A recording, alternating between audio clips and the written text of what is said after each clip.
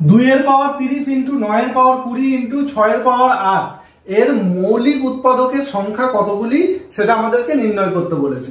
তো এই ধরনের ম্যাথকে আমরা কিভাবে সলভ করব দেখো, এখানে আমাদের মৌলিক উৎপাদক বের করতে হবে। তাহলে আমরা দেখব যে আমাদের বেসগুলো কি মৌলিক আছে না যৌগিক আছে। যদি যৌগিক থাকে সেই যৌগিকগুলোকে আমরা কি করে নেব, মৌলিক উৎপাদকে ভেঙে নেব, ঠিক আছে।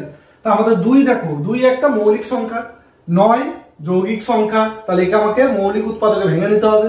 আর 6ও হচ্ছে যৌগিক সংখ্যা, তাহলে একেও আমাকে মৌলিক উৎপাদকে ভেঙে নিতে হবে, ঠিক আছে।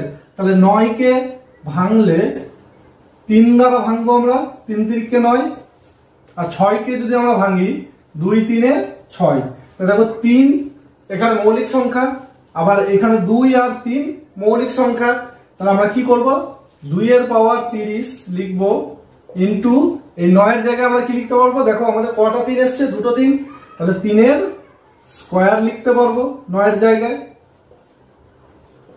ইন্টু 6 এর জায়গায় আমরা কি লিখবো, 2 ইন্টু 3,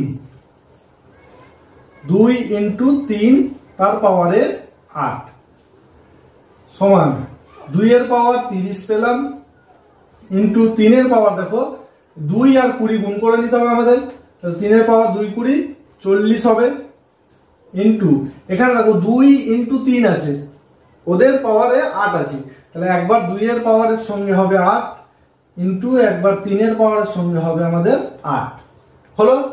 তাহলে এখানে দেখো 2 30টা আর এখানে 2 8টা, তাহলে মোট 2 কত হলো, 2 এর পাওয়ার 38 ইন্টু 3 40টা আর 3 8টা, তাহলে 3 এর পাওয়ারে যোগ হয়ে যাবে 48টা।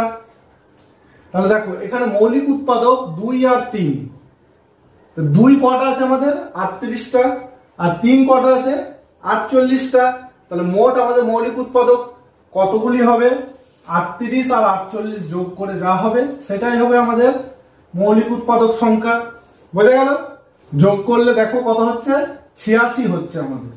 তাহলে এই অপশনটি হবে আমাদের আনসার। বোঝা গেল? তোমরা যদি ম্যাথটি বুঝে থাকো তাহলে এই ম্যাথটির আনসার কত হবে আমাকে কমেন্ট করে জানাও। আর ভিডিও ভালো লেগে থাকলে একটা লাইক শেয়ার কমেন্ট করে দিও।